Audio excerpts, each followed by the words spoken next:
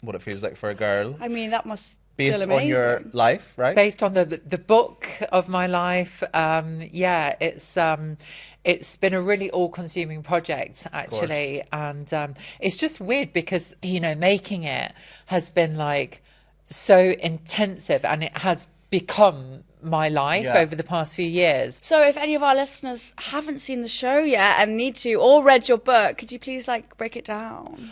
Well, I guess really it's a bit of a time travel back to the 2000s, which is basically makes it a period drama at this point. So like, I don't even know how it works, because like the maths, like obviously. I mean, I was very young when I started going out. I was sort of like, you know, 14 years old, always tall and precocious. So getting into a lot of trouble from a young age. And it's really about that. It's about being sort of a person like me on a council estate at a certain point in time, and not really having the best time of it at school, not having the best time of it at home, like a lot of people. Was always very feminine, always, you know, just couldn't have even tried to hide being trans if I wanted to, really. And it was tough, you know. And then I think when puberty came round, I just sort of rebelled, you know, and was like, I'm having a horrible time, so stuff it. I'm just going to do whatever the hell I want. May have got involved in a bit of trouble that got me sent to prison. Sure. Yeah, so I've done time. Yeah. Oh my God. Wow. Yeah, a bit of Bad Girls. Yeah. Although it wasn't. It was a Young Offenders Institute for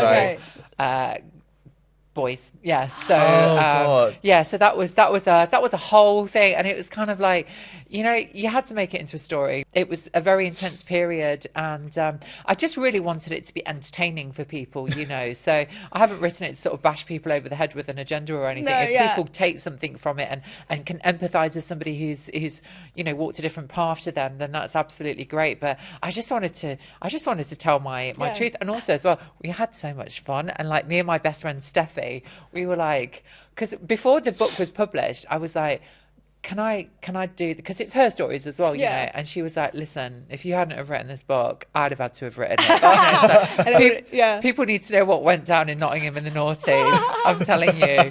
To then be able to make it into the show and actually be involved in all of the creative aspects, because I didn't even know that you know, I could screenwrite and I could do all of this stuff. And I think it's more to do with the fact that I wanted to bring this story to life. I mean, God knows if I could do it again, but yeah, it was quite a, you know, it was a learning experience. When you went to prison, were you already out as trans, or was it like figuring it out outside? Yeah, so I was kind of like 50, like, it wasn't like I woke up one day and it's like, I'm going to be a girl. I was very androgynous, doing my hair and everything, and I always spoke very feminine, and my manner and all of it, you know, and so I think maybe I cut my hair to go to court. It's weird having your stuff out there, and I think definitely from a dating perspective as well, because it's like, I'm really proud of what I've done, but if I meet guys on apps now and they say, oh, what do you do? And I say, well, I'm a writer, and they go, oh, anything that I would have seen, and it's like, do you tell them that? Maybe we'll do a few dates first, because essentially, if I show you what I've written, bearing it all. I'm also telling you that I went to Young Offenders Institute. I'm telling you that I did sex work. I'm telling you that I'm trans. Not stuff you would all put in your Tinder bio. Well, I do actually tell guys that I'm trans pretty early on, but the rest of it, it's like, it would be nice to be able to have the chance to sort of like drip feed that information to people and sort of like, you know, suss them out. Is there somebody that I can trust, kind of thing? So oftentimes I meet guys and they do know who I am, you know, which is, you don't have to go through all of that conversation, and it's either, you know, they're on board or they're not, kind of thing. Is that weird for you, obviously, people knowing who you are now with your fame? You give something up. And I think the other thing is as well, which is, it's such a privilege to be able to do something like this. I mean, how cool is it? You know, first world problems, look at everything that's happening around the world. But it is also true, something's out there which is essentially a representation of you. It is a really odd, surreal, wonderful, like when it's good because it's about you and it's from you, and and so when it's good and you're feeling good about it, it's like, oh, it's great and it's all about me. And then when it's not going well and you don't feel good about it, you're like, oh my God, you know, it's made out of my memories and my life. And it's very much a first world, you know, esoteric problem, but yeah, it's been a strange few years. I can't even and imagine. Yeah, taking It must everything be weird really. though, because obviously, I mean, who were your like inspirations growing up? Who did you look up to? Oh gosh, I mean, narrow it down into kind of like what field. But I guess in terms of like storytellers and writers, big fan of like Irving Welsh. Yeah. We studied The Colour Purple by Alice Walker. I did literature at university. I really love Wuthering Heights, actually. Yeah. And again, so these have all got kind of like regional. Regional. And that I was always really drawn to that, actually. I think I don't know if you guys know Paddy Clark, like Roddy Doyle. Educate us. That's written in I have not read it for years, but I just always was drawn to things because it just seemed to, it jumped off the page and it seemed authentic to me. And I feel that anybody who's looked at my kind of career and what I've done with my life, like the through line through it is really just actually telling the truth and just being authentic and honest. I'm kind of worried what you're going to ask me today because I actually don't have any filters. That's great. I didn't know how I could tell my story without writing it in sort of like regional dialect. So I think it put some readers off. Yeah. Do you think? Yeah. Really? Oh yeah, definitely. Some people like weren't on board with it, but I think for the people who actually stuck with it, it's like anything that's like an acquired title that you have to work for. I think the people who stuck with it actually enjoyed it more in the end, you know, but I was very clear, you know, I don't want to have to make myself legible to you as a working class person, as a trans woman. That's actually part of the point that I'm making is meet me on my own terms. This is who I am. I love you that. know? And, like, you either eat it up or you get out. But you know, and so it's either for you or it isn't. And I think really that probably is an attitude that I take over into dating. I mean, obviously we all want to show ourselves in our best light, don't we? You know, you know, I just don't think you can be something that you're not to try and impress 100%. people. You know, it's like ultimately they're going to get to know you, kind of thing. But you were the first trans woman to be a journalist in British Vogue, right? I feel like I'm told I'm the first to do a lot of things, but it's well, it's not a humble brag. I think it's more of a comment on the fact that we just didn't have the opportunity to do things before. And of course, you know, there's a lot of people who were sort of like, you know, how do we know if they were out or not? Because back in the 1950s, you had a woman called April Ashley. I don't know if you've heard her name before. What's that?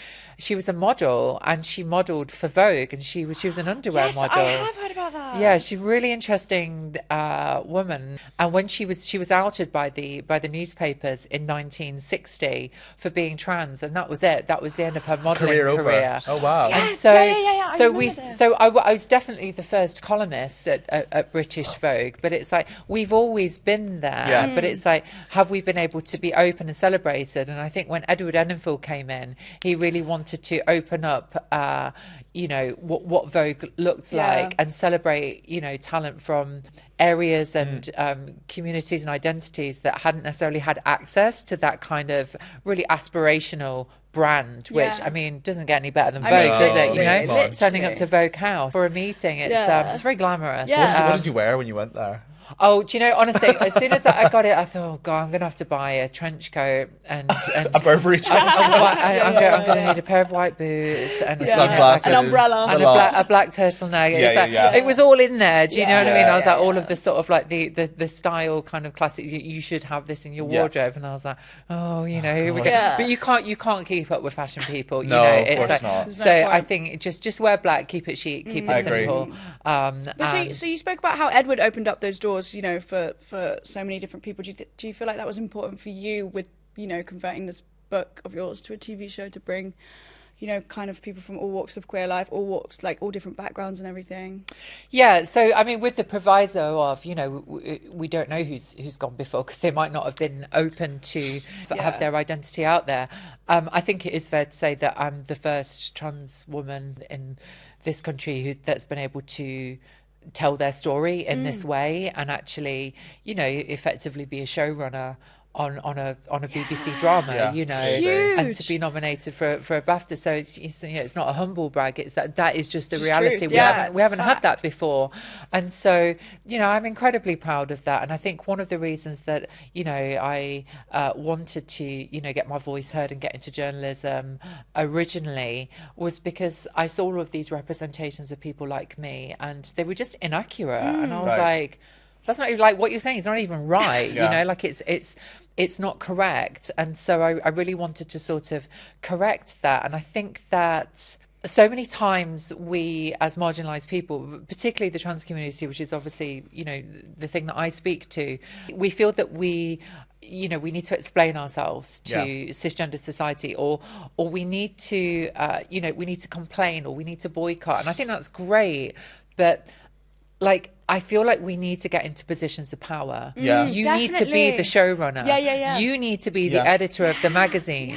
You need to be the director. You need to be the person hiring. You need to be the person that owns the house. You know, it's like the undercover agent who can then open the doors for everyone else. Marching and everything is great, but you need to get into the system. You need to be the casting director. Like, 100%. Do you know what I mean? Like, and I feel like so oftentimes we allow people to provoke us and upset us, and we get drawn into these arguments of, but this is wrong and I'm right, and it's like, no one cares about whether you're right or not. That's not, the world is run on power. Yeah. Exactly. You know, you need to be in a position to actually affect change. So my biggest advice to anybody feeling frustrated about the state of the world, just focus on getting yourself into a position where you have power to affect change, because the world isn't fair, and things aren't run on what's right and what's wrong. But I just feel incredibly lucky, incredibly grateful. Was there anything that you look back on, you know, because it's obviously such a reflection of your past, are you like, oh God, why did she do that? Or like, oh my God, are you just like, everything kind of got me here to where I am today, so it's fine? But I don't know. It's interesting because my sister said to me, all of that stuff that was so difficult for you early on in life will actually become now the thing that adds value to your life. And I think actually I needed to do that, because if I'd just drawn a line under it and said, well, that was the past, it's like, what good did that do me? And so I feel like I've spun it into gold now. Yeah, you really have. And I had to do that. Like I don't mean to come across as smug, but there are so many people that want to drag you down as a trans woman, right? That are there to undermine you. They don't want us to be happy. They don't want us to prosper. They don't want us to flourish.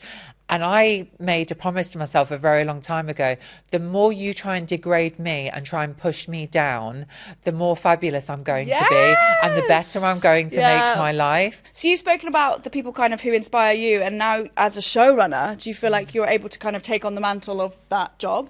Yeah, from the start, I knew that I wanted to get as many trans people working on the project as possible. So we had lots of trans creatives behind the scene as well, you know, like our intimacy coordinator, you know, the very crew, where possible, try to bring as many people in, because, you know, I get invited to do these things all the time that's, you know, about raising awareness or mental health, or, you know, this empowering campaign. Let me tell you something, the only thing that's ever empowered me is getting paid. Right? So you want to help trans people, 100%. give them a job. We don't need equality, we need equity. Exactly, yeah. You know, if that's a small way that I could actually help people, that's like an actual tangible tangible thing. And then, you know, you've got something on your CV, and obviously we've got such a great young cast as well. They were so much fun to be around. It was really special. And I think what was so great about it is that I feel like everybody felt like they were working on something special, and they really enjoyed, because, you know, you're not guaranteed that in that kind of thing. But yeah, you know, pay you know, find a job for somebody. It's like practical help. We don't want kind wishes. Yeah, exactly. It's teach a man to fish. Do you know what I mean? Yeah. He feed, you know, he eats totally. Teach a tran to fish. Yes, teach a trans to fish. Give a trans a fish, and they'll eat for a day. Teach a trans to fish, and she'll be fishy for life.